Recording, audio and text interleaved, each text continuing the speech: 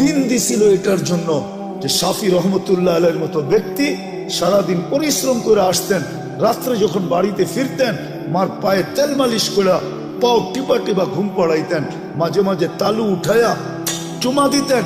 মা জিজ্ঞাসা করতো কি করি সেটা? তোমার পায়ের তালুতে চুমা দেই না, আমি তো আমার জান্নাতে চুমা দেওয়ার স্বাদ নিতেছি। দিন দিছিলেন এটার জন্য। মুসা আলাইহিস সালাম জিজ্ঞাসা করছে আমার জান্নাতের বন্ধুকে, বলছে কসাই। তো বলতেছে আল্লাহ আমি যেমন জিগাই জবাব এরকমই দেন। আমি জিজ্ঞেসি জান্নাতের বন্ধু, আপনি ফট করে কয়ে দিলেন কসাই। কোথায় কসাই, কোথায় আমি? আল্লাহ বলে সিদ্ধান্ত এটা। বলছে ঠিক আছে অ্যাড্রেস দেন, যা দেখি কি আমল করে। যা দেখে হ্যাঁ কসাই।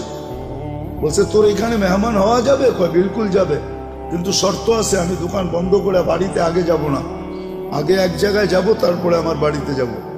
তো মুসা আলাইহিস সালাম বলে চল ভাই, যেমন বলবি তেমনই।